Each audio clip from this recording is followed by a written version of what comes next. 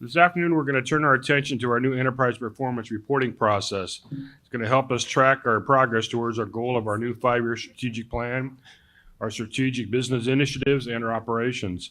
So to get us started, I'm going to ask our Chief Executive Officer to please share some remarks and introduce her team. Marcy? All right, thank you, Rob.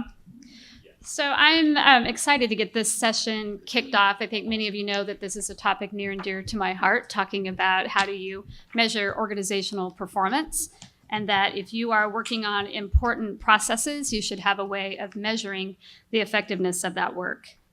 So it's critical that we measure ourselves against a number of the strategic goals that we've established, as well as our business plan initiatives. And I think there's real value in a couple of areas that this board delegates work to the team at CalPERS. And so with that delegation and this management system, you will have the transparency of how that delegation is functioning. And I think that's very important.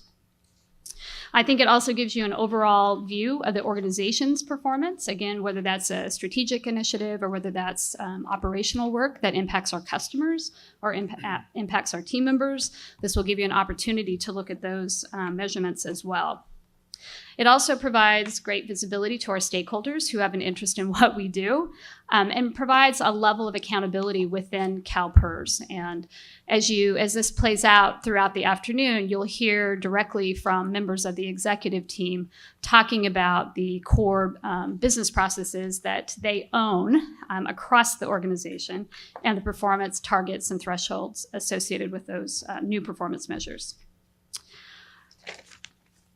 So again, this afternoon, you're going to be reminded about our strategic goals and the measures that we've established, but you'll also see something new. In the past, Donna Lum and her team have reported out operational indicators to you all on an ongoing basis. What we've been working on over the last 6 to 9 months, I think it's been that long, right? Mm-hmm. 6 to 9 months is to carry those KPIs, those key performance indicators, across the entire organization, so all of CalPERS, and not just with our customer-facing program.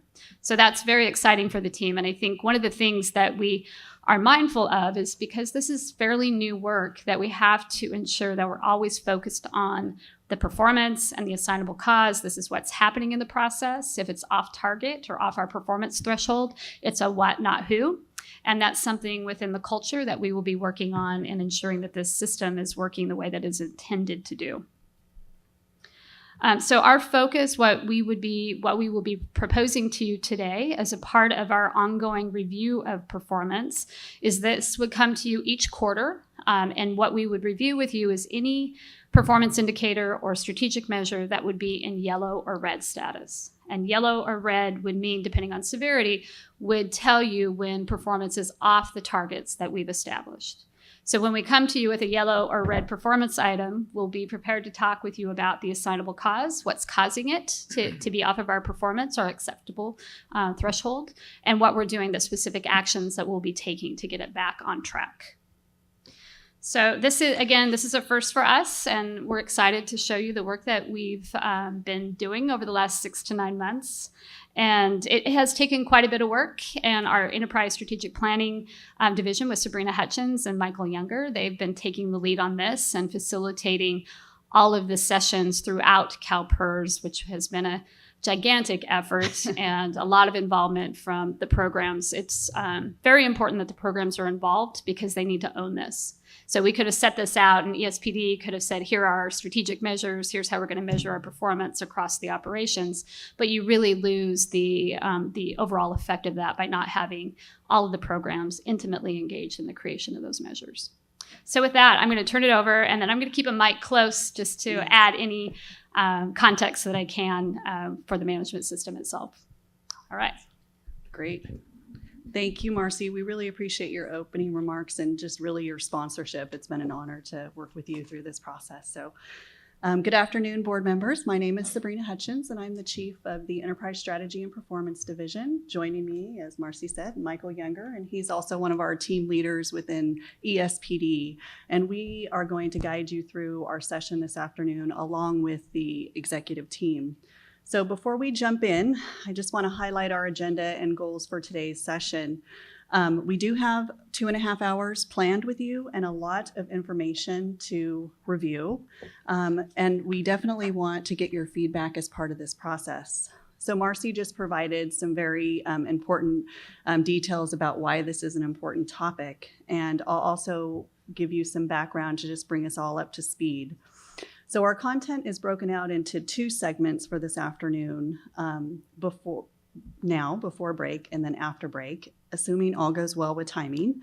The first part of our session is really to re-engage you related to our strategic measures that you provided input on back in September, and then you've seen again most recently in December and then February.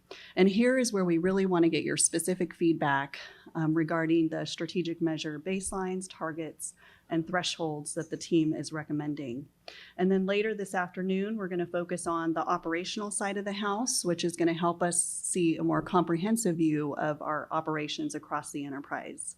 And then we will highlight what to expect over the first year of our reporting structure. As Marcy mentioned, we'll continue to come back to you on a quarterly basis.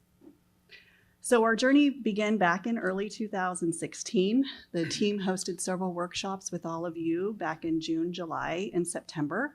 And this is where together we developed our strategic goals, strategic objectives, and our strategic measures. We also refreshed our mission and vision as part of this process. So you saw the first reading of the strategic plan in December. And then the board approved our new strategic plan going forward back in February. This plan officially launched this month, and this will guide us over the next 5 years, providing us our strategic direction and priorities. If you recall, as part of that plan, that also included our business plan initiatives that will demonstrate our work over our initial business cycle for 17-18. And these support the work that staff will undertake to help us achieve our goals, as well as move the needle related to those measures and targets. So over this same time horizon, as Marcy mentioned, we began to build our enterprise performance framework, which basically gives us that comprehensive view of our progress towards meeting our strategic goals, as well as showing us performance as it relates to our operations. So focusing on those core processes that we need to be really good at in order to accomplish our goals and deliver value to our customers. So we call these our key performance indicators. And again, this will be part of the second half of our session today. It's important to note that this is definitely an iterative process, and we'll continue to build and refine and come back to you and ask for your feedback. The goal in this entire process is to continue to foster a culture of greater transparency, accountability, cross-collaboration, and engagement. And just as important for all of our team members to really connect the daily work that they do back to the mission of our organization. So this comprehensive system starts with our foundation, our mission, our vision, and our values. This foundation aligns to our 5 strategic goals. And then from the level of the outcome measures down in this view here, this again is that new area of our performance framework. These outcome measures are really operational expectations that Marcy has communicated to the board as well as our internal organization. And the KPIs measure our performance as they relate back to our outcome measures. So I also want to point out that this model seeks to differentiate between strategy and operations. And so our goal is those things that are strategic in nature are really encompassing new or developing capabilities and initiatives. And in our operational view, this is encompassing processes that are part of the way we actually do business. And then being that we didn't have this model when we initially developed our strategic plan, there is going to be some overlap, and we will point those out as we go through this presentation, as well as continue to refine as we move forward. So with that, let's focus in on the strategy side of the house. Again, we have our 5 strategic goals that will lead us over the next 5 years. And the executive team is going to highlight each one of these goals with you today through the strategic measures discussion. In just a moment, I'm going to hand it over. To reinforce the goal for this part of the discussion is to really get your feedback specifically on the baselines, targets, and thresholds that the team is recommending. And we do have 30 plus, or actually 37 measures to review. And so ideally, we have some time limitations to the discussion part. So you'll be using your clickers to provide us some insight on where you stand with the presentation and content that we'll be presenting. So where we have a high degree of agreeance, we're going to keep moving and keep the flow. And where there's more variation, we'll certainly open it up for questions and dialogue. So before I turn it over to Marlene, who's going to kick us off, just a little layout on the summary of our slides that's consistent for this segment of the presentation. So from left to right, the first large circle, of course, is your strategic goal, and we're going to focus initially on fund sustainability. The center circle, or light blue, is your strategic objective, and this brings us additional clarity to how we will achieve our goals. And then the surrounding circles are those actual strategic measures. And then to the far right are the business plan initiatives that are those tactical activities that help us support our goals and objectives as we move forward. On a couple of these slides, you'll notice that we've noted where we see measures as more operational in nature.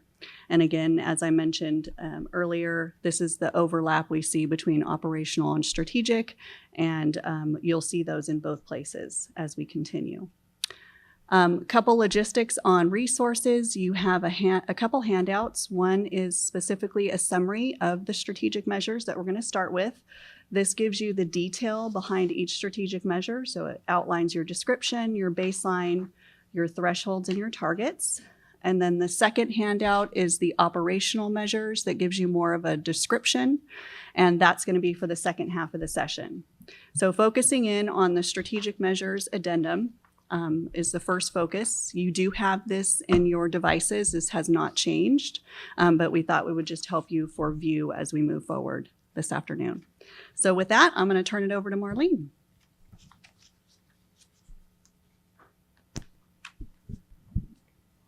Bring it real close. Good afternoon. Thank you, Sabrina. Thank you, Marcy. Welcome, board and guests. My name is Marlene Timberlake Diadamo. I'm the interim chief financial officer, CalPERS team member. So I have the distinct pleasure of being the first one to go today. So luckily, Sabrina set it up pretty good. But I will spend just a minute, which I only have two, but I will spend a minute talking a little bit about the strategic, the goal of fund sustainability. And so what we have here is part of our mission, our core values, and why we're here is to strengthen the long-term sustainability of the pension fund. And then, as Sabrina mentioned, the objective, which is the interconnecting circle, is our objective. I view that as the how. And so being the first one to go, I'll let you know that there are about 5 slides right now that focus on fund sustainability, each one having a different objective. And then what you'll see are different measures that tie into that particular objective, which then also support that goal. So it all sort of goes from left to right, and then right to left. And so for purposes of what I'm speaking of in terms of the strategic measures, I'm going to be speaking about the projected funded status as well as the funded status. And those measures are also provided on page 214 of your iPads in case the type is really, really small in the addendum. And so in terms of the projected funded status, this is actually I'll start with the funded status. So the funded status is a measure that you're all very familiar with. And this is measuring exactly where the plan is funded as of a current point in time.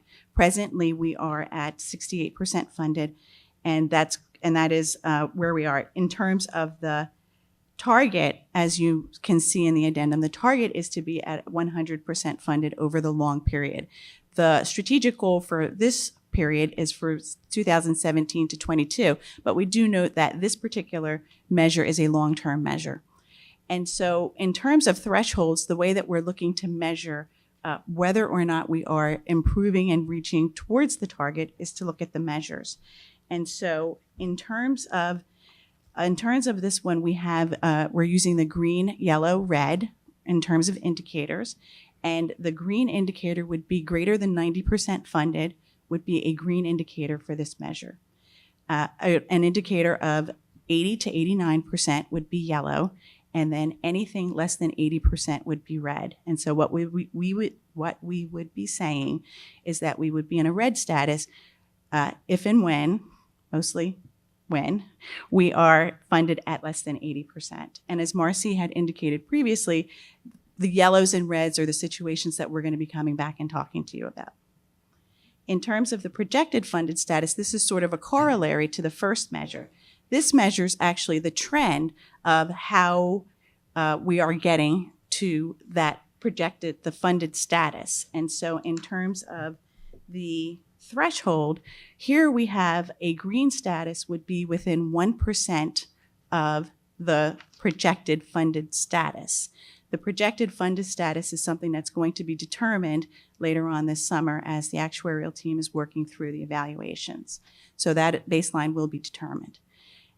The yellow then would be a projected trend that is anywhere from within 1 to 3% of the projected funded target. And so here we would be yellow. And then a red would be a funded status or projected funded status that is actually more than 3% below the projected funded status. And so I think at this point, I would, the next slide, or I'm sorry, the next boxes are the operational measures, which I will turn over to Scott unless anyone has any questions about this.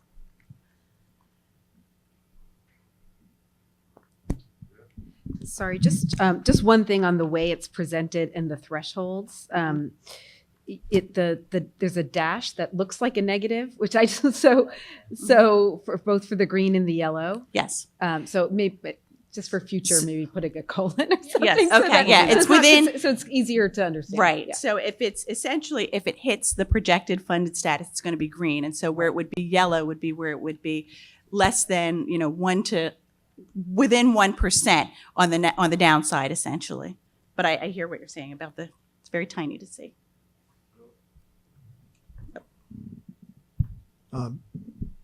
The question I have is the difficulty of relying on averages. So this funded status is an average number across, 2,000 plans in the state plus all locals and the schools?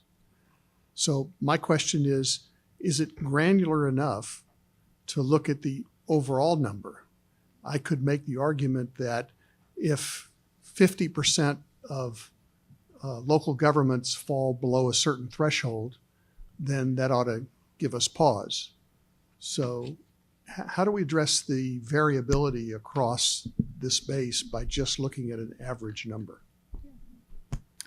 And so what we're thinking for this one is we would actually differentiate by categories. So we would have a state funded status, we'd have a local agency funded status, and we'd have a schools funded status. So you would have, at least it characterized under 3 different Right. categories. Right, but on the local agency side, you have such variation, and so it's the amplitude that I would be concerned about, not just the average number. Yep. So if you Got it. had, if it was very skewed, if both tails got extreme, then maybe that's a different thing for us to deal with than if it's very tight around the average. Maybe Scott has a comment about that.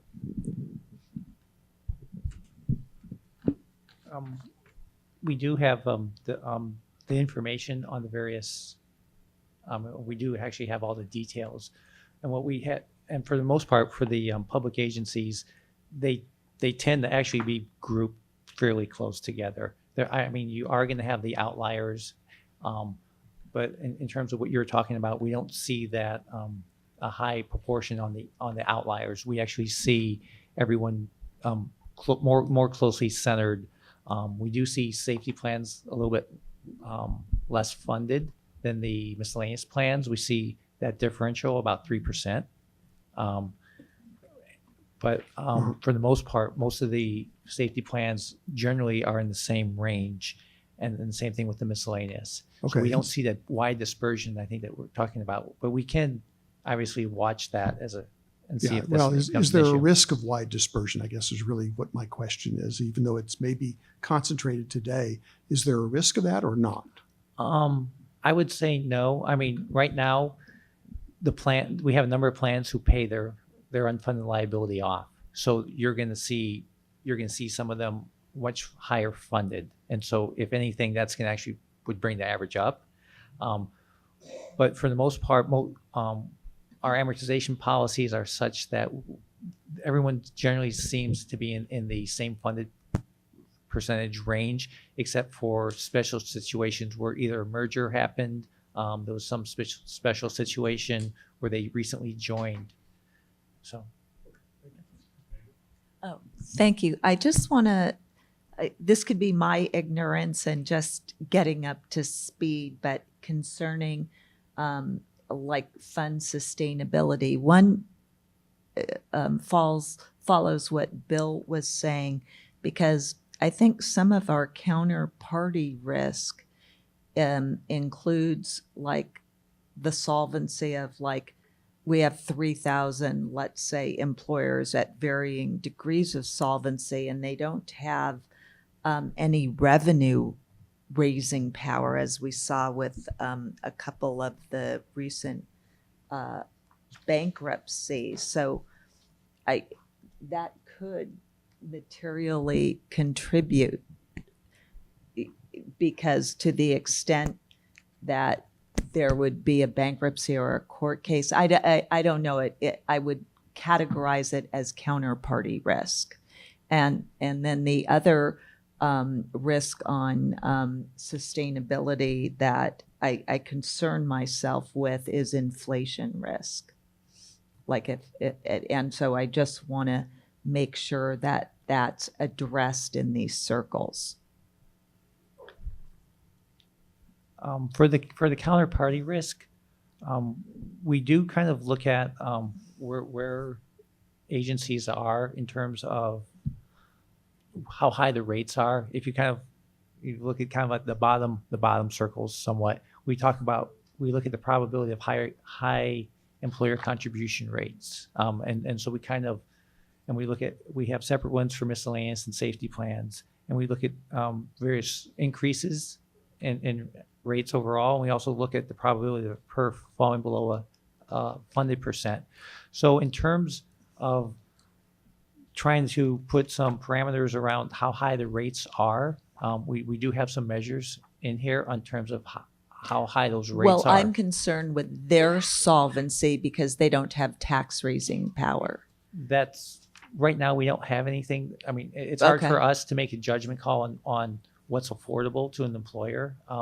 We can talk about how high the rates are in relation to maybe their income or their budget, but whether a particular agencies can afford that, I think it's going to come down to very specific agencies and the specifics associated with them. I guess my concern is, to the extent they filed bankruptcy, we've had a couple of court cases where judges said in dicta that pensions could be impaired but chose not to. We don't have a definite rule. I'm just saying that could be is a counterparty risk to me. Just to note here too, on the operational side that we're going to review a little bit later, we do have a specific key performance indicator that's going to be related to the employer's obligations to CalPERS. So that might be a good view indicator for that. And then comprehensively as well for this entire system, our goal is to really make that connection with our enterprise risk dashboard and have all those connections in this view as well, so that we're making that connection. Thank you. Yeah, thank you. Yeah, I was going to go to where Sabrina just went to respond to Bill's concern about those outliers. If that were the case, we have another process of engagement to deal with those before they get too bad. So I'm sure we'd be seeing maybe the process to deal with those outliers where your average may be closer to the center for most of the plans. Yeah, just to raise, I'll raise this issue. We don't have to spend a lot of time on it, but I did want to raise the issue since we're talking about funded status, which is the target being 100% in 30 years. And I've read some research papers that talk about the difference between the commercial sector and the public sector. And, the commercial sector, the goal is being 100% funded because they could go out of business. And the Pension Guarantee Corporation, therefore wants that objective to be 100%. Public sector, we're not going out of business. We're going to be here essentially in perpetuity. We may have more or fewer employees, but we're going to be here. So the question is 100%, and we have a history of when we get to 100% or over 100%, things start to happen. Actions start to get taken, and we have a history of that has created situations that, in hindsight, maybe we would have done something differently. So my question is 100% the right target, or should the target be 90%? Given that we're going to be here in perpetuity and we're always going to have new employees coming in, is this the right target? Quick response to that. I would 100% is the right target. We want our goals to be 100% funded. I don't think any of the members would want anything less. When you think about it, I personally want my pension plan funded to be 100%. I think everyone expects it to be 100% funded. And there is argument, agencies do go bankrupt. Situations do occur. And the last thing we want to do is be in a situation where we encourage less funding than where it needs to be. So if 100% is the right goal, do we have in place a policy where we can de-risk as we reach 100% or over 100%? We did have that funding risk mitigation policy that we suspended recently, where we talked about taking risk off as the returns were higher. And obviously it's been suspended, but we can come back to that in the 2-3 years and look at, do we want to de-risk when we get closer to 100% as well? So we can cover that as well. Yeah, Bill and I've had this conversation about 100% and not. I would support 110% funded. To this issue about bankruptcy and not going out of business, et cetera, while you may not have the financial processes to deal with bankruptcy, but another aspect is change in benefits. So if you don't have the money, you could see a different benefit structure than we have today. And matter of fact, we've already seen a little of that with the new employees versus the classic employees. So you may not have the financial implications on this side, but you certainly, if you go too low, can have a very negative effect on the benefit side.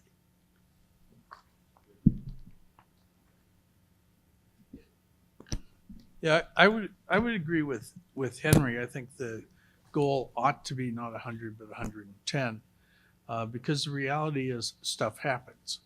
But I also, to some extent, agree with Bill. I wouldn't want to set the goal at 120 because that would encourage other stuff to happen that would be bad.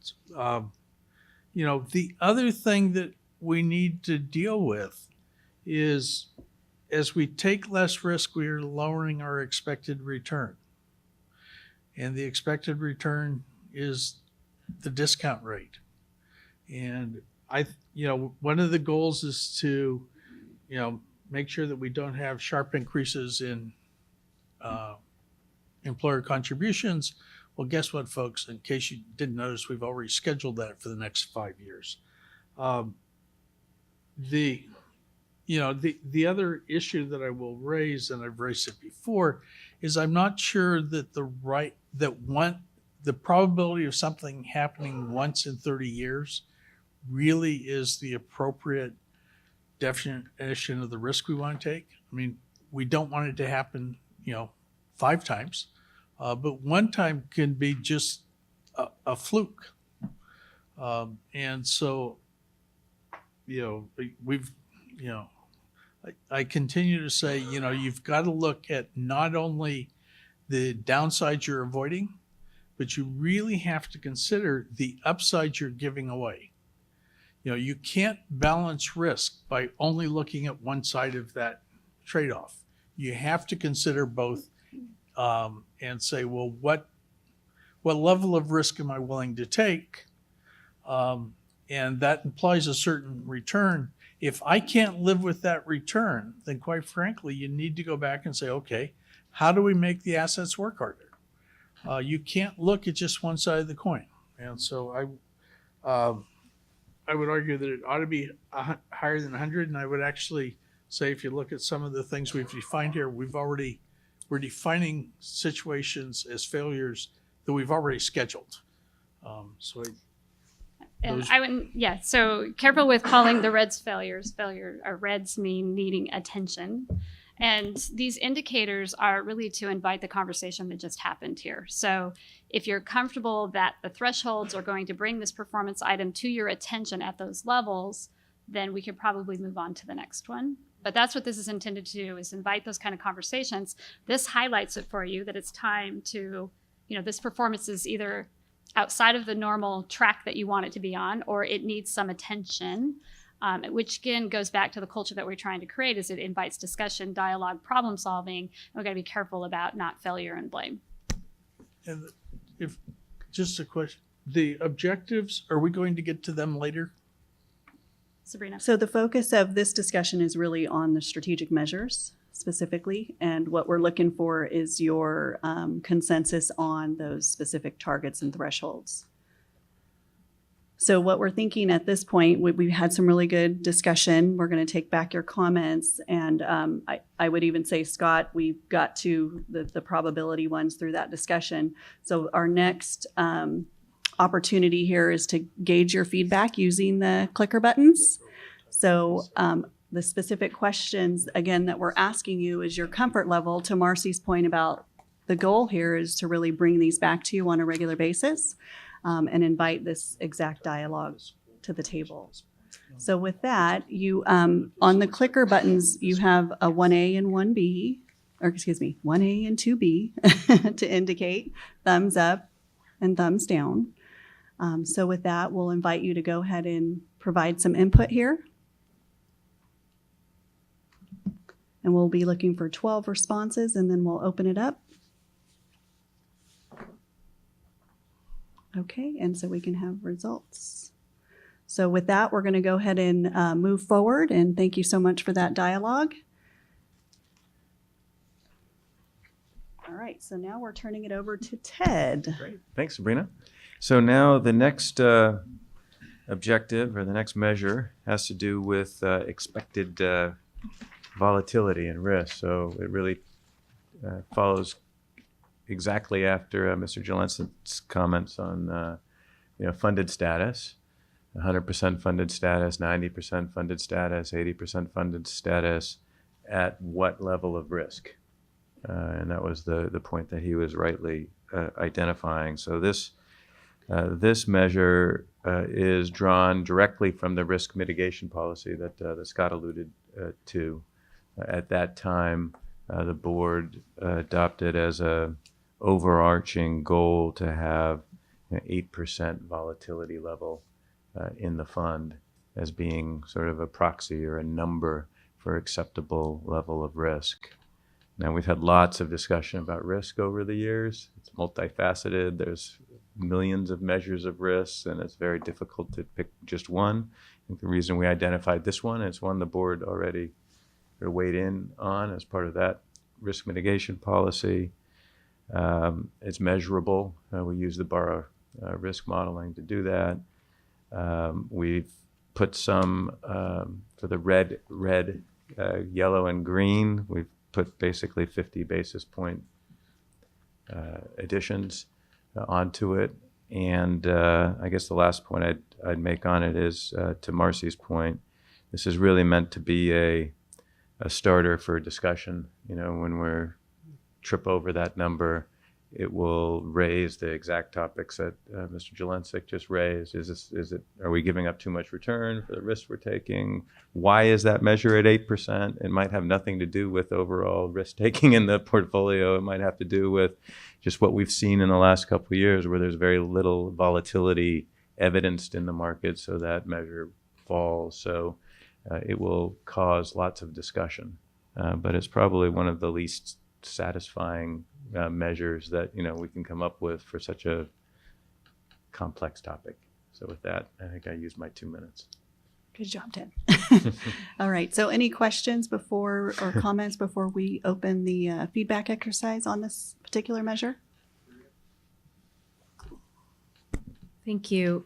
I mean, our current risk or volatility level of the portfolio is what, 12%, I think. Is that right?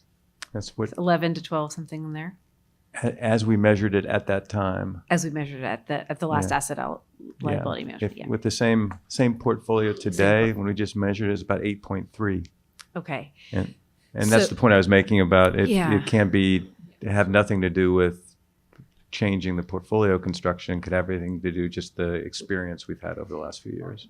So I mean, as I recall with the risk mitigation policy, this was really a very long-term objective, is that we would eventually want to get to that level, sort of a stable level stabilize at that rate. So to me, it's sort of corollary, and maybe in a way, to the funded status one, that's a very long-term thing. So measuring it on an annual basis, I'm not sure how meaningful it is.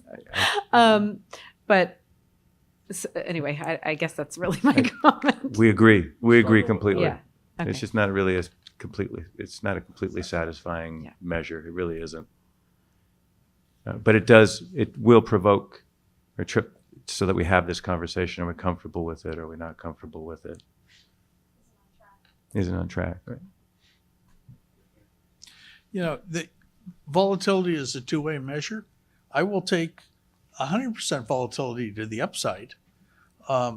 So I'm not really sure that it is a good measure, and I think it, again, it'll go back to the issue of what's the portfolio exist for? And so one of the arguments I've made lately that I think really deserves some serious consideration is that maybe we ought to look at what San Joaquin County does and take part of the portfolio and not immunize the cash flows over the next 4 years, but have a portfolio that will produce the cash flows we need to pay the benefits for the next 4 years. And then use the rest of the portfolio to say, I don't have to take any money out of this portfolio for 4 years. I can take much more risk. The example I used last time was, your college fund, you can take much more risk if your kid is in the 6th grade than you can if he's a senior in high school. And so I'm not sure that 1 year volatility really means that much.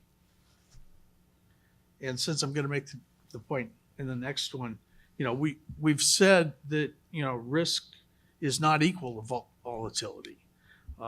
Investment belief one says that long-term view is an advantage. And if we're having a 1 year volatility, we're not taking advantage of that. And investment belief 9 is the one that specifically says, risk is more than just volatility and tracking error.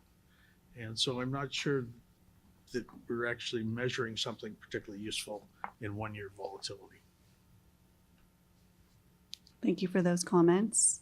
Okay, so we'll take that information back with us. And so for this particular measure, we want to get your insight on the baseline. We have one more comment. Yes. Sorry, I didn't raise my hand quick enough. I think the point that JJ has raised, and you've raised it on multiple occasions, this issue of I'll creating. only raise it about another 6 times, Bill. So the question, and I don't know if it's a question for Ted or Wiley or Scott on this particular issue, but I think it's an intriguing idea to me, whether that makes some sense. I'm not sure 4 years is the right number, but it is a significant alteration from the way we look at things today. Any reactions, Yeah, I think comments on this? Yeah, my reaction is the same that Eric Baggison, our head of asset allocation, gave at the investment committee meeting. He would plan to take a look at it at some point. It's too drastic a change to make during the course of this asset allocation in a matter of months.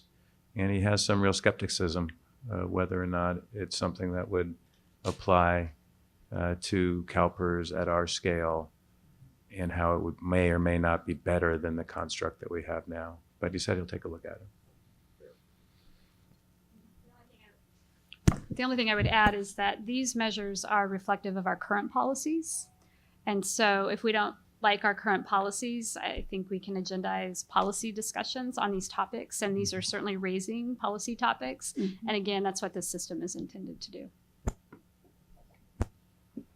Thank you. So we'll go ahead and open it up for our polling here. Thumbs up and thumbs down, A or B.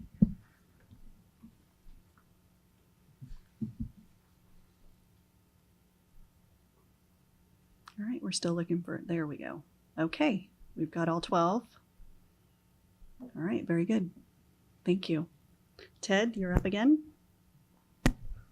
This one, I think, a little bit easier. We're used to measuring our returns versus a benchmark. It's a very familiar measurement target to meet or exceed our total fund policy benchmark. And the green, yellow, and red, both or all three have to do with we're green if we meet or exceed the benchmark. Yellow, God, my eyesight's getting worse. I think it's 10 basis points, 10, yeah. soft 10, and then red, another 10 basis points off of that. So I think the committee's very accustomed to this this. So I'll stop now and you yield a minute and a half. Very good. Any comments or questions here? All right, we'll go ahead and open it up. I think you got the hang of it now.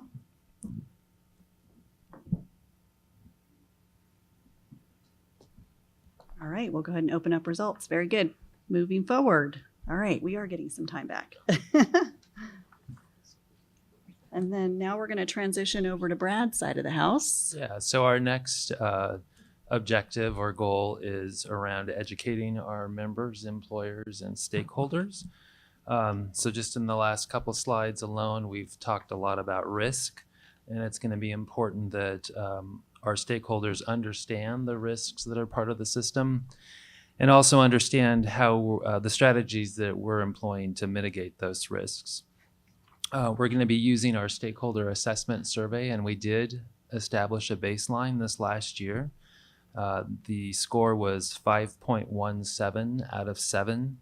So what that means is that when our stakeholders were asked if they understood the risks in the system and that they were confident that CalPERS was taking steps to reduce those risks, they responded with somewhat agree. And our goal is to get them to agree. And so the 5-year goal is to get to 6.2 out of 7. So for reporting purposes, what that looks like would be green would be an annual increase of 0.2 or 0.21 or above. Yellow would be an increase of 0.15 to 0.2. And then red would be no increase at all or less than 0.15. So I will stop there. I see JJ has a question. All right, any questions or comments? One of the things that this asks is, are you aware of it? I don't see any indication that they necessarily agree with it. I'm sure 100% of our stakeholders are aware that we did a 0.6% return, but I don't think any of them liked it or particularly agreed with it. And so I'm not seeing anything in here to capture, do they actually understand it and do they agree with it rather than just are they aware of it? Well, the question actually asked if they understand the risks and understand how we're mitigating them. So the specific question in the survey, that's the way it's worded. Now, whether they agree with the risks would be another question, and we don't ask that. The goal really is to make sure that they are educated around what the risks are and the strategies that we're employing to mitigate those. Although I will point out mitigation may not be the right strategy. But So whether they agree with those strategies, you're right, we don't address that right now. Thank you. Any other comments, questions? All right, we're opening up for polling exercise.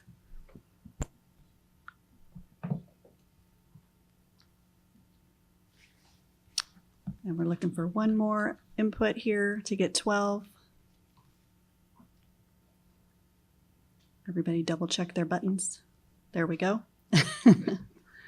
Okay, very good. We're moving forward. Thank you so much. And we're going to conclude back with Ted under fund sustainability. Great. So this objective is to integrate ESG into our investment decision-making. On the one hand, it's pretty simple and straightforward since we just went through our strategic plan for ESG. So the objective or the target, I think, is very well defined. 100% of our internal and external managers will have policies and procedures in place to integrate ESG. That's the easy part. The red, green, and yellow we struggled with. I think what we have proposed is a measure of number of managers that are sort of added to the compliance, or having adopted policies and procedures. One of the difficulties is we haven't done the baseline yet. So trying to put a number on, numbers of managers increased over that. That's the goal in the strategic plan for this coming year, to have the survey completed and the baseline completed so we'll know.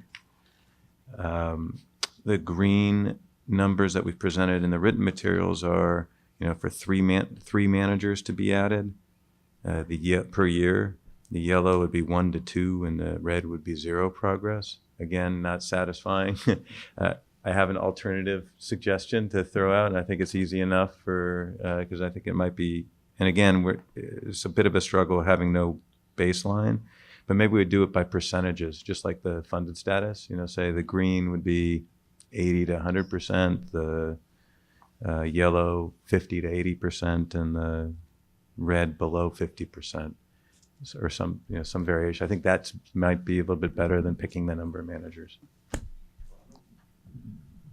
Thank you, Ted. You kind of answered my first sort of concern is Like, why have a target of a percentage and a measurement of a number? Yeah. That didn't quite make sense. So I think having a percentage target would be better. When do we think we might have a baseline? What's the process around that? By the end of the fiscal year. Yeah. Sorry? End of the current fiscal year. Okay. Dana? Yeah, thank you.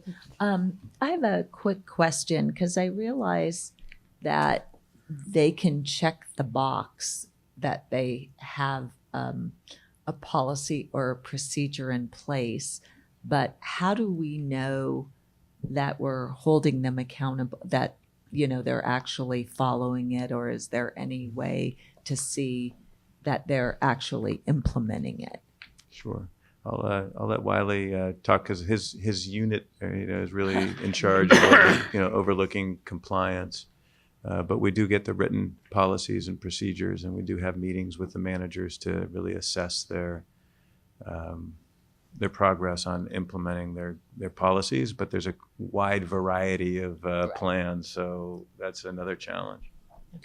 Yeah, I'll just quickly add. You might recall that we came back with a report earlier this year on the manager expectations work, sort of the expectations around ESG that we set for our managers, and the responsibility to sort of see how our managers are progressing towards meeting those expectations is now the responsibility of Clint Stevenson's unit in my group, who essentially on an annual basis will basically be polling and pulling all the available procedures, monitoring their progress towards achieving the 100% goal.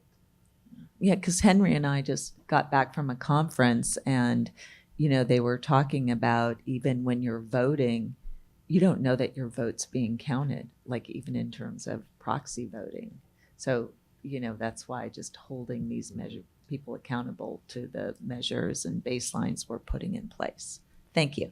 Maria? Thank you. I would definitely support the alternative proposal. 3 seems like a very small number, particularly given the size of our number of managers that we have, and so yeah, I would support that. So I don't know how you're going to handle that in voting, but Well, what I was going to suggest is if we could just change that to a percentage ratio, we can just ask the question for comfort and consensus if we changed it over to percentages. And we'll go ahead and move forward. And again, with the that. percentages that we're proposing is the green would be 80 and above, yellow 50 to 80, and below 50. And then I would suggest at the end of this year, when we have, no matter what we do, when we have the baseline, we revisit it to see kind of where we land. JJ? Yeah, and I would agree percentage, but I think it ought to be a percent increase. And that may be, I mean, if half of our, just simply say 80% of our people, well, if 80% of our people already have it, then we want to move it to 85 and 90. If 10% of our people have it, then quite frankly, an 85% goal is just not realistic.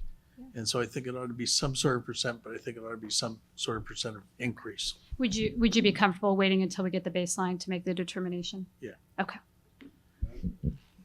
Thank you. Okay, so we are definitely in favor too, of going to the percentage. And over what time period were we hoping to get to the 100%? I think the strategic plan says that the end of the 5th year. The end of the 5th year. We're just completed, I think, the first year. And once we have the baseline information, we'll be able to revisit this target. Yes. Thank you. Henry? Yeah. Is there a difference between an existing manager and a new manager? And so if we are engaging a new manager, then wouldn't we want 100% of all new managers? Yeah. Okay. I shook my head at first to say there's not they're expected to do it and they have to do it when they come in. All new ones. Okay. All right, very good. So we'll go ahead and open it up for polling. And with the caveat that we'll change this to a percentage ratio.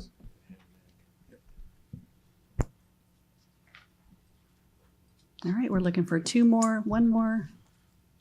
Very good, thank you. All right. Okay, so that concludes fund sustainability. We're going to transition over to healthcare. Oh, we have one more comment. Bill? Just one question back on the, and I'm sorry I missed this, on the funded status, the 5 items that are there, the top 3. I assume that fall of 2017 is when we're going to finish filling those in. But I did notice that on the target, the first one says decrease, the third one says decrease. The middle one says low probability. It doesn't say decrease. So is that intentional or is there?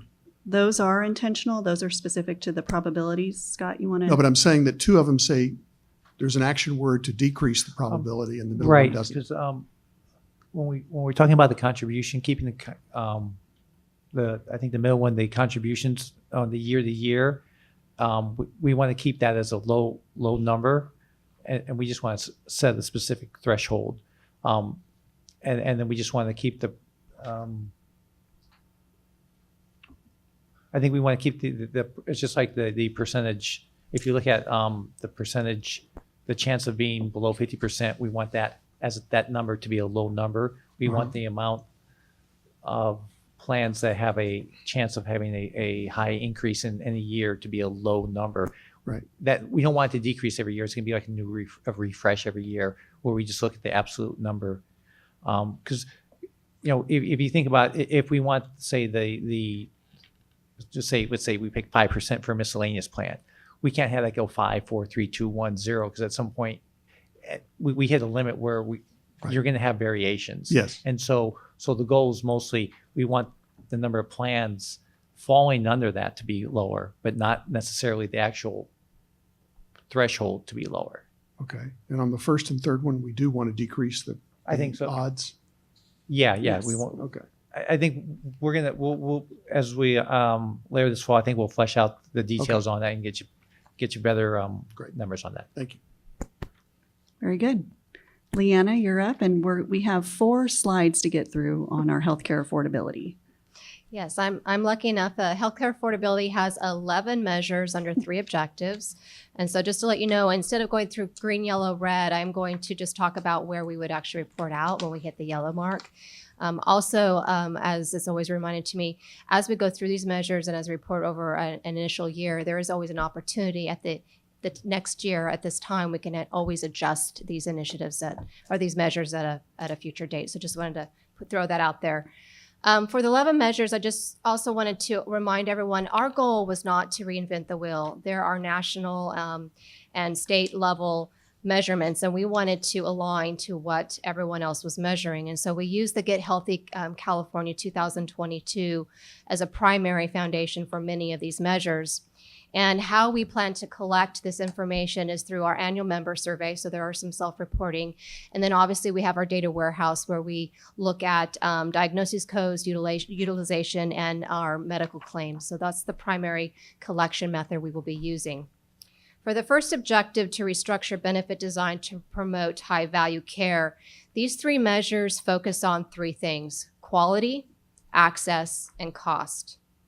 So the first one is quality. And so our goal is to increase our health members' satisfaction on the quality of care that they receive. The current target that we are shooting for is 90%. This will be collected through our annual survey. And at this point, we would report back to this board if we fall below 85%.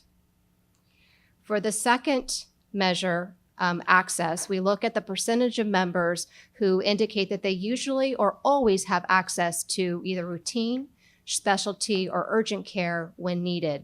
So the annual survey target, again, is 90%, and we would report anytime we would, again, hit the 85th percentile.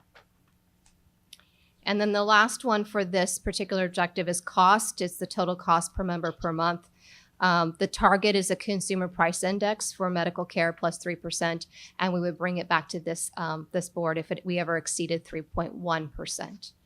So this concludes this objective, and so we can ask some questions before we vote. JJ? Yeah, actually, it's on the third one. Why would we set a target that is above the increase for consumer price index for medical care? I mean, if we were just using a conventional CPI, we recognize that medical cares go up faster than CPI. But this is the medical care CPI plus 3. And it would seem to me that we want to be at or below where the index for medical care goes. Good question, Mr. Jelinek. Over the past few years, we've actually been in double digits over the consumer price index. And so at this point, we thought 3% was a reasonable target. We'd always love to get down to 1% or exact. We just thought, based on our downward trend, 3% was a good target for this strategic plan. We've been above the CPI for medical costs by that much? By double digits, yes. Okay. Any other questions, comments? We'll go ahead and open it up for feedback.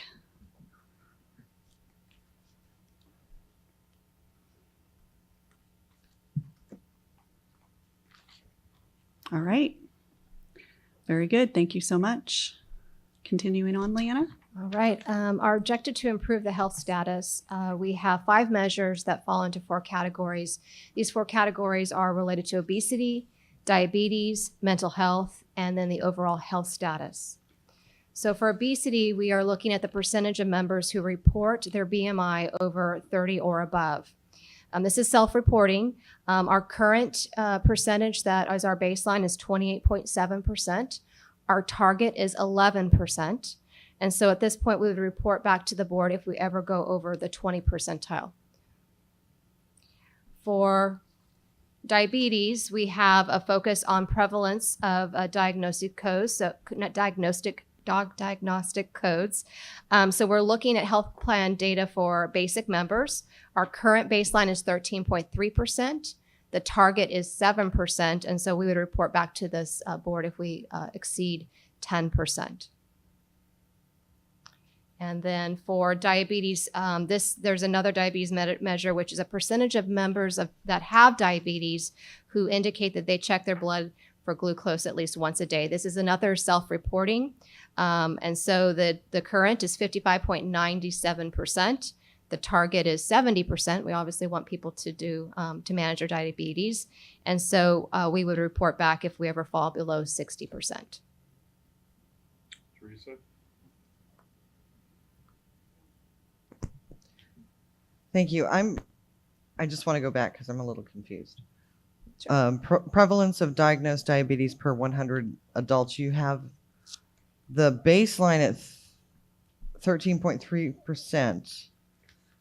And that's for reporting or prevalence? What is that? What is that measuring? I don't understand. The baseline would be where we are today. That's how many, that's the percentage of folks in our pool that have it. Correct. Our target is to get it to 7%. And if we're in the green, then we're between 7 and 10%. So we're not, okay, so we're not there. I got it. Okay, that's where I got confused. Thank you. Thank you for the clarifying question. Yes. All right, and Yes, Yep. mental health and then overall for, health. for Go mental ahead. health, we are using health plan diagnosis codes, and we're looking for major depression episodes. So whenever someone has a code for bipolar or major depression, the current baseline, we're looking at two groupings. We want to look at adolescents, which are 12 to 17 years old, and adults are over 18. So our adolescents baseline currently is 4%, 4.08%.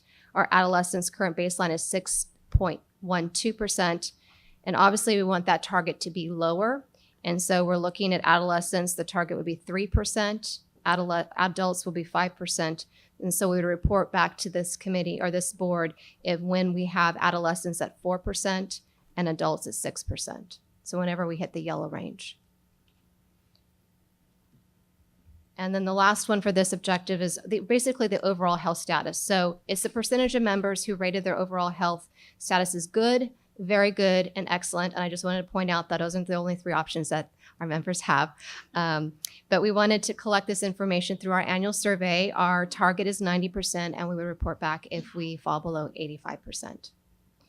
So that concludes this objective. And so if there's questions. Michael?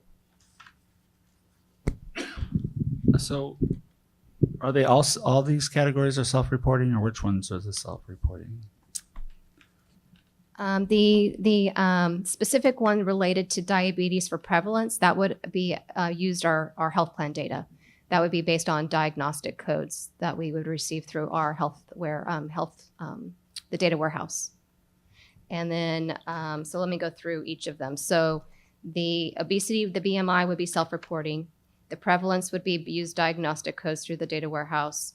The self-reporting on the diabetes, that again is self-reporting on if they're checking their glucose level on a daily basis. Mental health, specifically related to, this is again the diagnostic codes on whenever we have an episode that is specific related to bipolar or major depression. So we'd get that code from the data warehouse.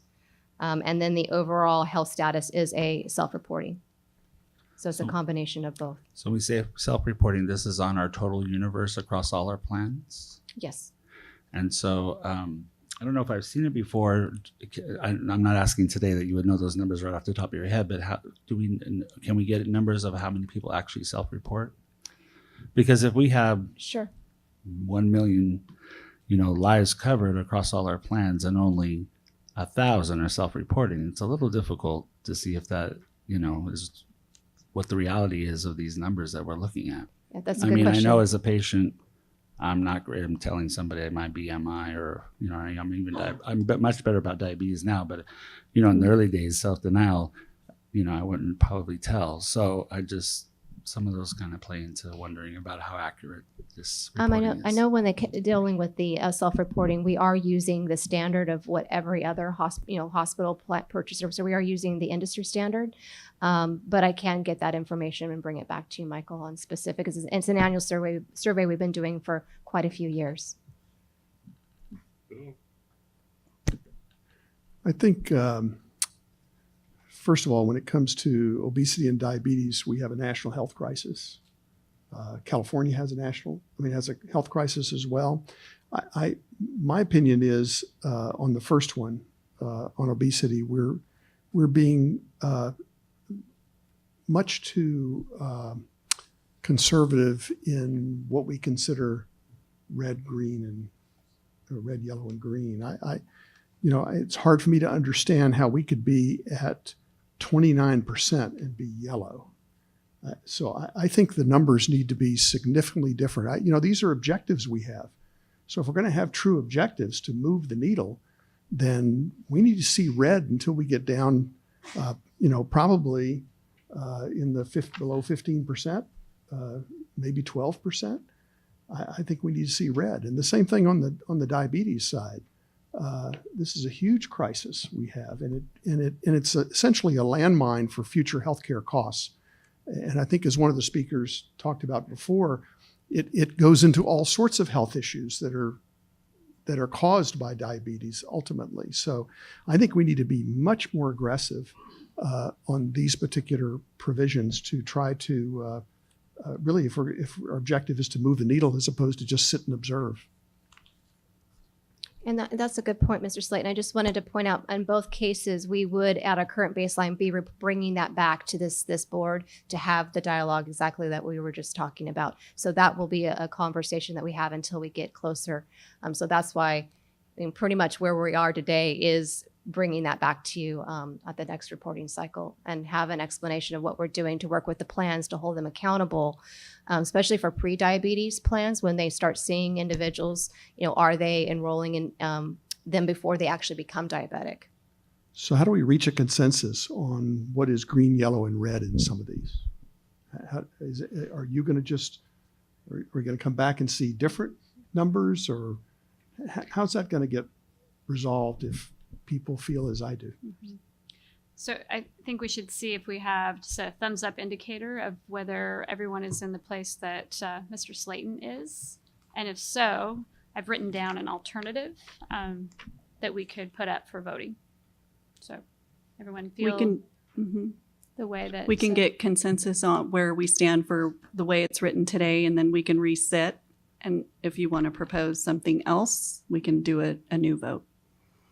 So based on the thresholds that are outlined here right now, how would you provide some feedback related to these? What we're providing input on is all 5 of these particular measures, thresholds and targets, though.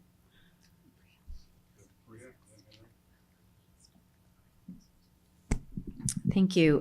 One of the things I like about the diabetes measures is that one of them is about how well is the disease state being managed. That's not the same for depression, for the mental health one.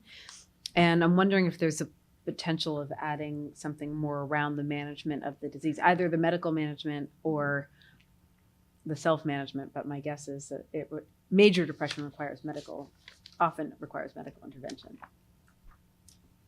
We did talk about that with the team. Right now within our data warehouse, we know utilization when people are diagnosed. When we talk about when someone has like a major, if they end up in an emergency room, there's certain things through medical claims that we can see. We see utilization, we see medical claims. So there might be an opportunity.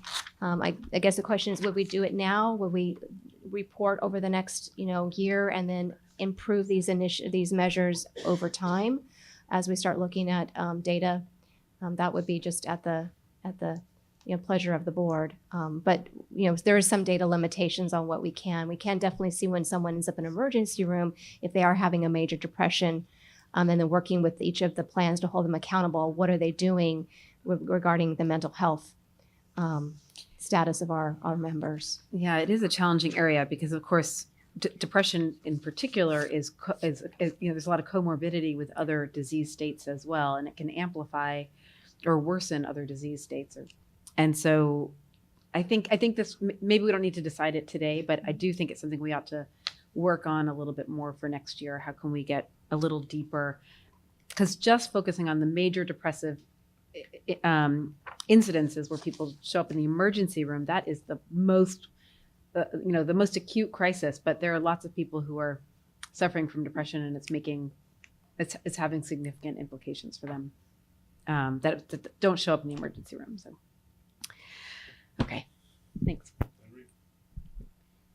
Yeah, at the beginning you mentioned that the measurement description or index, whatever it was you were using, was kind of like standard industry standards, which I think is good. So now we can really compare how we're doing to others. What I don't know is, were you referring to just the description or also the thresholds? Or those only ours as opposed to some industry standards? So are we, Mr. Jones, are you talking about the consumer price index? Yes, that's one, but So currently the target that we set are based on the Get Healthy California targets. okay. The baseline is where we are today based on the data that we've collected. And then the thresholds are, when do we want to report back to this Okay. board? So those when- are our thresholds. Right. So Okay. to ensure that you're holding us accountable to moving the needle in the right direction. All right. Thanks. We're resetting. Okay, so let's take a pulse check on the way that these are written here today. And then we can certainly come back with additional options based on your feedback in the next reporting cycle, which we're thinking would be November. So not very far out.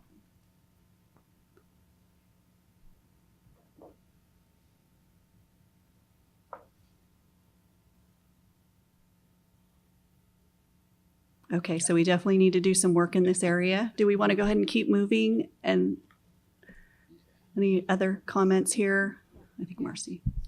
So on the obesity measure, and I haven't read this by Leanna, but what I heard Bill say was a proposal to change the ranges so that green would be 11 to 15, yellow could be 16 to 20, and 21 plus would be red. So the current performance is 28.7, so obviously that would be in red and would be reported in November. Do we want to get a quick recheck on that? If we could reset and if that was the new baseline targets and thresholds, would we be comfortable with that? Are we voting on all of them or just this top one? Just that one modification. Yes. So so the target is 11, remains at 11. Get the obesity measure. Yes, Yeah. the first one. So 11 to 15% would be reported in green. 16 to 20% would be reported in yellow, and 21 plus would be red. All right, let's go ahead and do some voting on that one here.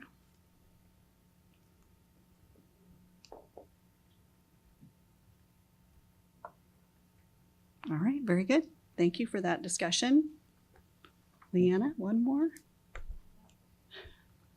Save the best for last. These are the harder ones because in many cases we don't have a baseline. So for reducing the overuse of ineffective or unnecessary medical care, we have 3 measures. They focus on opioid use, C-section, and preventable hospitalization.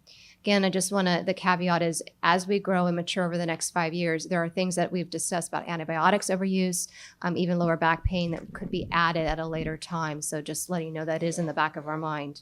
So when it comes to opioid use, we will be looking at the data of the total prescriptions of opioid. But as many of you know, you could have a 1-week opioid prescription, and then there's other individuals that are continually using opioid use. Right now, just the number of prescriptions doesn't necessarily get there. And so Dr. Richardson had talked about at some point maturing this to be milligrams or looking at other types of measures. But at this point, that would be the current target that we are looking at is 600,000 prescriptions, and then we would report anytime we would be greater than 625,000 prescriptions. And so that is Richard. Richard? I just wonder how we can have a meaningful impact on this. I mean, what is it we can do that's going to affect this number to the good or the bad? I don't understand. Well, obviously, when our members are, when they are overusing opioids and not using other alternative methods for pain management, they will have long-term consequences to their health. And so we look for ways of working with our plans to hold them accountable for managing, providing alternatives. So there are things as a purchaser that we can influence, but we're not the doctor writing the script. So there's just ways that we can incentivize our plans to look at a one-time usage versus long-term usage and maybe getting them off an opioid and use a different type of pain management medication. Do we know the prescriptions by doctor? Do we know who's writing the prescriptions? And can we focus in on doctors that seem to overprescribe that drug relative to their peer set? I know that we can get by region, by, like regions, we don't actually get it down to the physician. We would hold the plan accountable for managing that. Teresa? Thanks, Leanna. How did we get to the 600,000? That's what I want to know. That's a whole lot of people. That was, again, a Get Healthy California target that we. Is that prescriptions or people? Number of prescriptions. Per year? Mm-hmm. And so what, I guess I should ask then, what did they use to determine that was a good target? Good question. That's why we're still needing to look at our baseline, and we will then be bringing that back to all of you to say, where are we at in the realm of how many prescriptions we're using, and then look at us compared to the average for the state, and then report back to you. We'll probably immediately just report the new metric and then figure out, are we on target with green, yellow, red, or if there needs to be an adjustment at that time. So, and I have one other concern, because I think California is highly regulated compared to other states. So we already having an impact on this one way or the other. I don't know how, like you talked to Richard about, I'm not sure how we would have an impact on this opioid crisis, because I'm not sure that we're reflecting. I'm sure there is problems here, but because we're so highly regulated, doctors that are prescribing either get caught, or if patients, I remember being at UC Davis and somebody was actually shopping for opioids and they just kicked him out of the ER. So I'm just trying to figure out. I know that it's being addressed. I'm not sure as a healthcare plan what we can really do, and I'm not sure if this is an appropriate measure, but I'm okay with it. I just don't see how we have an impact. JJ?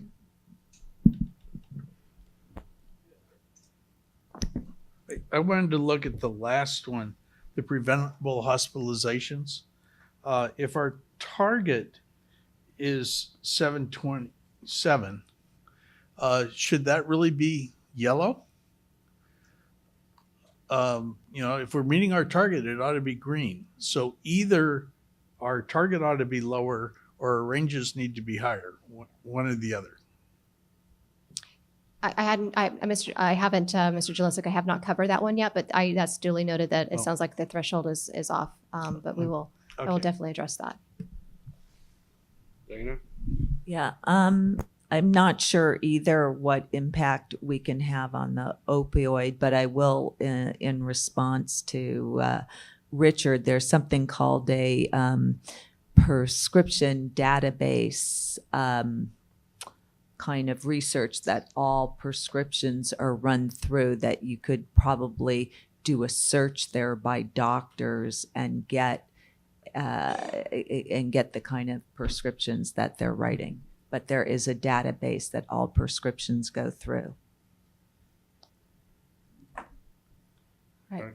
The next one is C-section. So we heard a lot from Marge on C-sections today on the high value, low value. So one of the things that we were looking at is the percentage of low risk single birth delivered via C-section. Currently, there is a maternity database, but we cannot parse the data specifically to CalPERS. It's more of an aggregate. So what we were looking at is how we could bring a measure for you so that we could start showing how we could influence and affect it.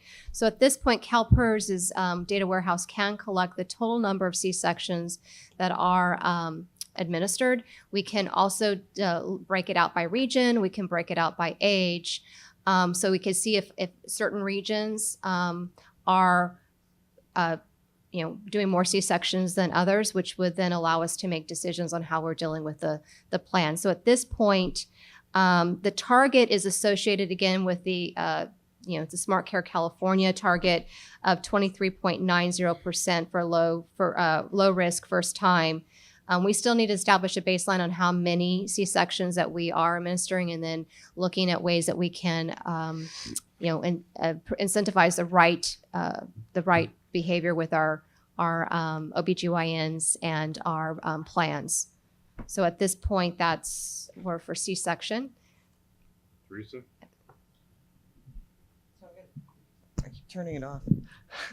I was going to ask kind of the same question again, Leanna, which is the measurement we're using, how did they get there? I mean, so if we haven't determined our measurement yet, because we haven't gone through our data, and I get that, I don't have a problem with that. Do our HMOs already institute a policy now that we know that it was being overused? Have they already begun to institute policies where they aren't performing unnecessary C-sections? Do we know that? And secondarily, is the 23.9% of all pregnancies in California? I mean, what are we looking at? Good question. I don't know. I'll have to check with Jeff Rideout on how they, and how we came up with the number of that percentage. But I will tell you, I have talked to several plans. One specific plan has talked about the cost of delivering a child. There is a specific cost, and they'll pay for that.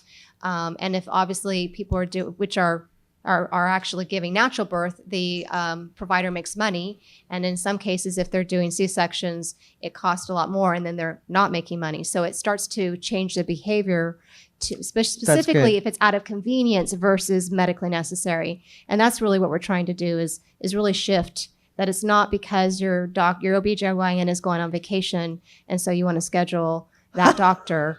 Wow. You're doing it. Things have changed since I had kids.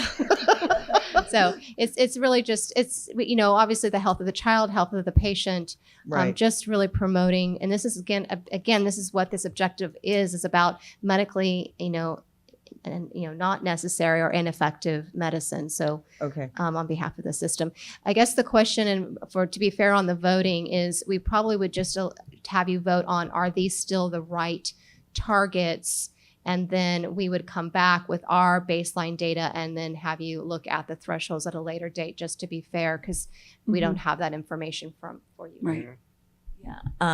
On the C-section issue, part of the increase in C-section had to do with medical malpractice, where if a doctor, I mean, there's probably a correlation there that they're, because I know it increased with malpractice rate increases, so there's probably also a correlation there. I just not sure, similar to Teresa, how we necessarily get involved in that. Very good. Thank you for that feedback and discussion. We'll go ahead and open it up for feedback now. One more, Priya. Oh, Sorry. No, I just Go want to say ahead, that I think that this is, I do want to be able to measure what the C-section rate is for low risk pregnancies. But I think the question is it something we can measure?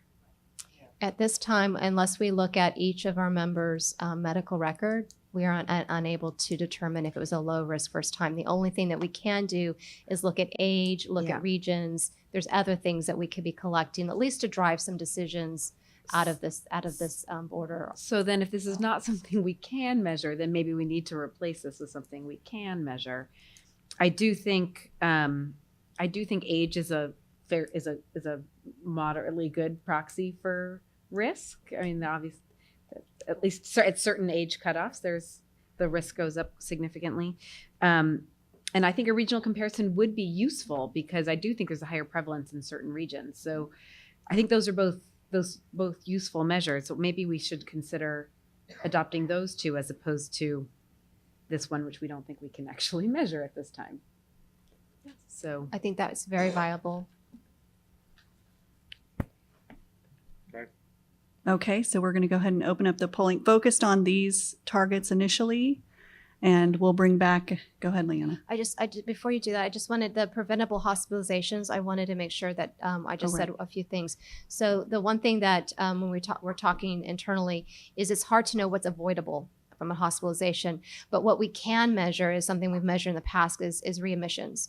So when someone leaves the hospital, you don't want them to be readmitted for something that they just were in the hospital for. So there is a way that we can affect and look at readmissions. So at that point, as we were pulling this together, it's a readmission rate is what we would prefer it to be.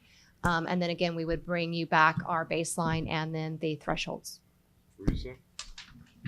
So Leanna, it sounds like maybe we should take this one off too and have it rewritten so that we can something we can measure.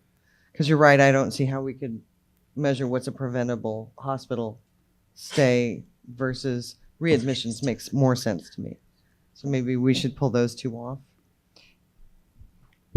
If we have a consensus that we would want to revisit the last two, and we would just take a pulse check on the opioid prescription volume at this point, do we agree with that? Okay, so let's go ahead and open up the polling. Then we would just be focused on the first one in this section, and we'll bring back some new considerations for the bottom two. Okay.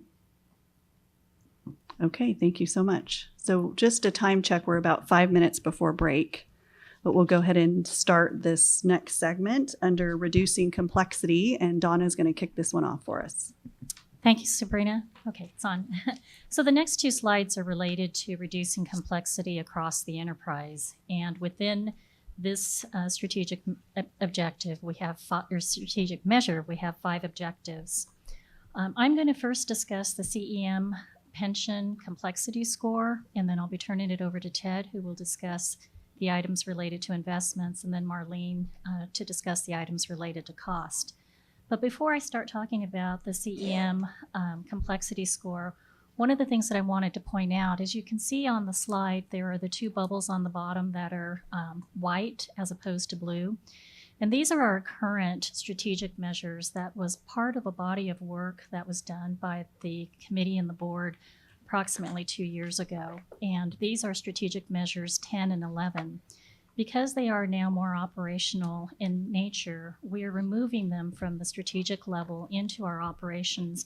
And you'll hear more about it when we discuss the enterprise operation map, which is, again, part of our key performance indicators. I think as many of you know, CalPERS participates in the CEM benchmarking on an annual basis.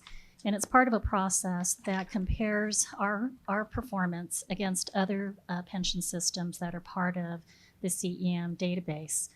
We're currently benchmarked against 8 different pension systems. And it's no surprise that as part of the reporting that we get from CEM, that CalPERS is considered to be the most complex system of all the systems, the 69 systems that are in the database. Our baseline for 2016 in terms of our relative complexity score is a 71. And what we're proposing is to set a target so that over the next 5 years through the strategic plan, we will implement initiatives that would reduce our complexity score from a 71 to a 68, reducing it by 3%. It may seem that a 3% reduction might not feel broad enough, but given the size and complexity of CalPERS, we can say that moving the needle even 2 to 3 points is a significant reduction. That being said, we do have a number of criteria that we have established that as we analyze the data that we get from CEM to determine which areas of focus that we will have, we've set criteria to determine that. And just to give you an example, we will be looking at what is our resource capacity to implement change. What can we do in terms of risk reduction for the organization, moving the risk from current risk levels, identifying those areas that are high value to our business, therefore resulting in service level improvements, increasing efficiencies, and informing our policy decisions. We'll also be looking at initiatives that are centered around financial efficiency, and as well as reducing our complexity score, reducing our administrative costs, and improving our service level score. Many of these initiatives are going to require legislative or regulatory changes, and so the 5-year span is needed in order to see the change. I think, as you know, CEM reports are about a year in the rear, so by the time we get them, the work effort has already taken place. Anything that we put forward in regulatory or legislative changes, we won't see the outcomes of those changes for about 3 years out. And so an example of that, if you recall, we just went through the retirement option simplification. It's about a 3-year work in progress. We got the legislation approved. We're now doing implementation. that's an example of a large-scale initiative that would help us to reduce complexity. And I just bring that up because I think it's important to keep that in mind as we are going to be entering the new legislative process. You will see items coming forward to you that are specifically related to this strategic objective. And so with that, I think I'm turning it over to Ted before we do a vote. Yes, let's go ahead and get through all these measures for this particular objective. Yes. Okay, great. So I'm covering the external investment manager reduction strategy. The target that we've set is to get to 100 external managers over the course of the next 5 years, really till July 1st of 2020. And as you know, we've moved quite substantially over the past few years. We've gone from 350 managers to 212 to 150 today. This next 50 is stickier. So the targets reflect that. It's about a 10% decrease per year. So 5 managers a year basically is the green, yellow, and red. The green, if we get to that 5 or more managers per year. Yellow, 4 to 1, 1 to 4. Red, if we didn't make any progress. But there's a lot to evaluate at this point in time in terms of the cost of getting out of a strategy or a particular manager. So it's not quite as easy as we've had before. JJ? Okay. I want to ask about the first one. Why do we want to reduce complexity? If we are reducing complexity for the sake of reducing complexity, then that doesn't make sense. If we are reducing complexity to lower costs, then maybe the measurement ought to be lowering costs rather than complexity. We've already talked about customer service and payments on time, and those make sense. But why complexity as a reduction in a strategic goal? There we go. So one of the things that I didn't mention in the introduction of this is the focus of this strategic objective is to simplify programs to improve service and to reduce costs. Anytime you have a system that is extremely complex, complexity drives cost, and complexity does drive levels of customer service. And so that's why you'll see that we have several items in this strategic measure that cross the enterprise that are not solely just focused on customer service, because we believe if we can reduce complexity, it will improve our services and it will reduce costs in many areas. But if those are the goals, why not make them the goals rather than simply say reduce complexity? I mean, the other 3 listed here are clearly something we want to do. So I just wonder if it ought to be we ought to identify what we're trying to do and not just say we're trying to reduce complexity for the sake of reducing complexity. Teresa? I think I had the same idea as JJ. I put Y on my pad. So I agree. I think if we're looking to reduce costs, that's the measurement we should be reducing and not complexity. And I'm not sure, we always get measured by CEM and we always get called extremely complex. And I'm not sure we're measuring apples to apples anyway, because we manage not just a pension, but a pension and a healthcare system and a retirement healthcare system. So I think it's the wrong question. That's where I'm at. I think I'm in the same position that JJ is. I do understand that it drives customer service complexity because, when you're on the phone answering those calls, you get these really complex questions about not just your pension when you retire, but my health care and how does that going to work and what do I have to do? So I get that, but it also does reflect in our costs. So it reflects in the time frame that the representative spends on the phone, and that costs us money. So I think that the appropriate measure would be cost. But again, I'm also questioning the use of CEM. We use it all the time. And I think I've asked this question before. Why do we continue to use CEM? Because they always measure us differently. So CEM is the only outside organization that actually measures pension administration. So I think we're pretty fortunate to have an outside organization who can do that and compare us to, a peer group. Most of the pension systems do the exact same processing that we do. So there's that opportunity to learn. If someone is lower cost than we are, we have an opportunity to learn from that system. If we're lower cost, higher service, then it's an opportunity for the other systems to learn from us. So it really is an apples to apples comparison on processing. They don't do healthcare. So what's in the complexity score and what's in the cost score does not include any of our healthcare programs. I wish they did benchmarking on healthcare, but unfortunately they've not decided to pursue that policy area. So I think one of the things we could do on reducing complexity is we could also put in a little bit of why is that important, right? So as to improve service, reduce cost. The other option we could have, because we do believe that complexity is a primary cost driver, but they do a cost per member as well. And we have not put the cost per member as much to the forefront as we put the complexity.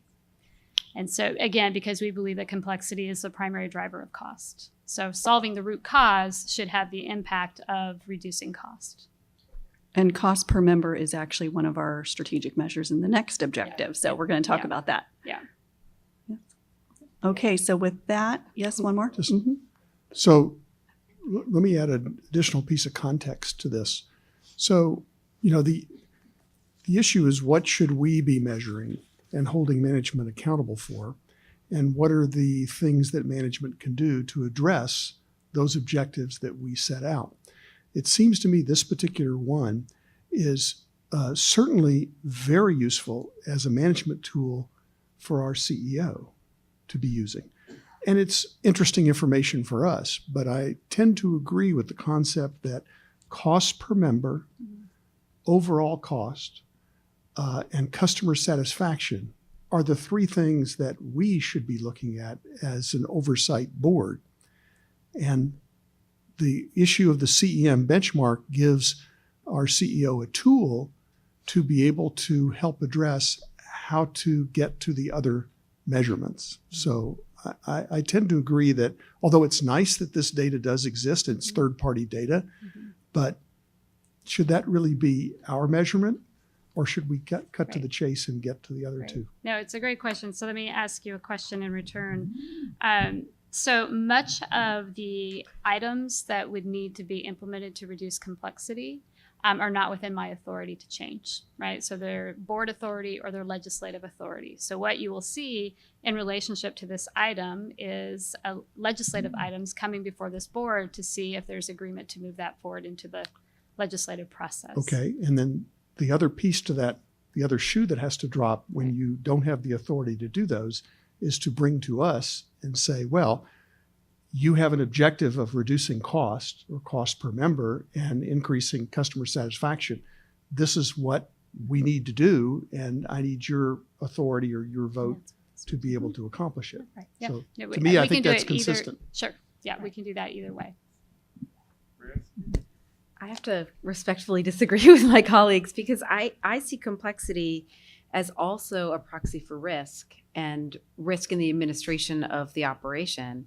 And so I actually see this as almost more an important measure than, let's say, the external investment manager reduction numbers, which is important and is clearly an objective. But to me, that's a very narrow, micro number.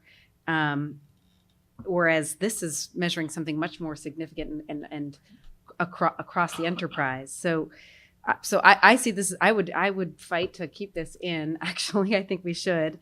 And I would just note that while it uses the terminology 3% reduction, it's actually 3 percentage points, which is higher as a percentage. That's right. Yes, that's correct. So we might want to change just to be a little bit more clear about it. But it's 3 percentage points is not insignificant, particularly given the complexity of our organization. Correct. Yeah. Thank you for pointing that out. All right. Well, I would, I think I might even be persuaded to change my mind on this one, given the issue that you've identified, which is risk. So if it's framed that way, then it rises to a board level concern, and it can be compatible with the others if you add the risk component to it. Okay, so we'll go ahead and open it up for feedback then.